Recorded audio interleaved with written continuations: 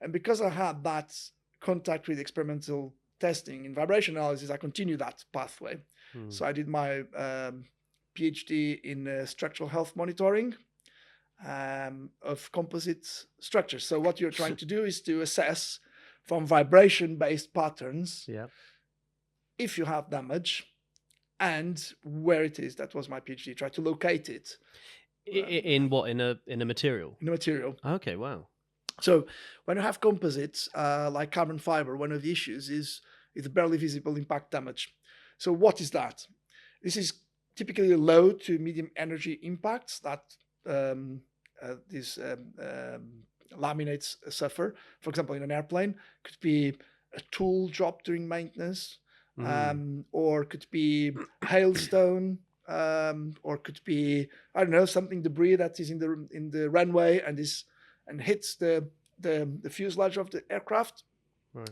The problem is when it is barely visible. What it means is this: if it is low energy, that is not sufficient to introduce any damage, that's fine. If it is so hard that you can see it with your eyes, that's fine. You can repair it like easily. a bullet. Oh, it could be too well. You don't need. If it is a bullet, you see there's a hole there somewhere. Yeah, I think that's where it hit. I think that's where exactly. The problem is when you can't see it with your bare eyes, but it might be it's weakened the material. In yeah, some way. exactly. Right. But you can't see it because what happens is typically this type of damage in the outside you can't see it. It has a small indentation that is so small that in the whole scale of things, it's just very difficult to find.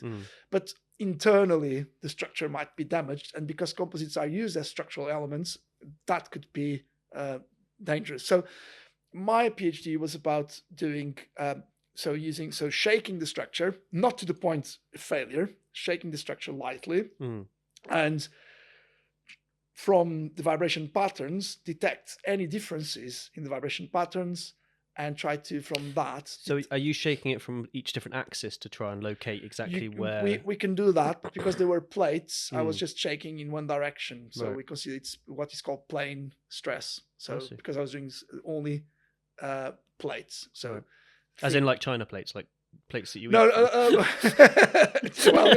you might think I was joking when I said that. I wasn't. A plate is a structure where one dimension is a lot smaller than the other two.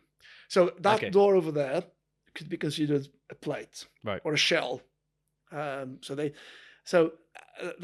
what I'm calling plate or shell. It's a shell actually.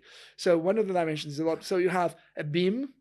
Is a structure like this ruler. There you are. Yeah. But I can probably use it again. But this is called the beam because two dimensions, the thickness and the width, are a lot smaller than the length.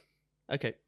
So, and then you have anything else. You have like this. This is a solid body, but this one here, this could be treated as a beam as well. It's very long, but this section is very small compared, so you could treat this as a line. Even though it's cylindrical, it can still be treated as a beam. Yes, you can, because you can do that because you have some properties you can deal with. Is there a cut-off point? I mean, if I'm being pedantic now, at what point that becomes that transfer, or is it just a? I think like rule of thumb is like 10 times smaller. That's what I would consider. Right. Rule of thumb. I feel like I'm being educated here. I feel like one of your students in a lecture. That's what I say. Rule of thumb 10 times. Right. Oh.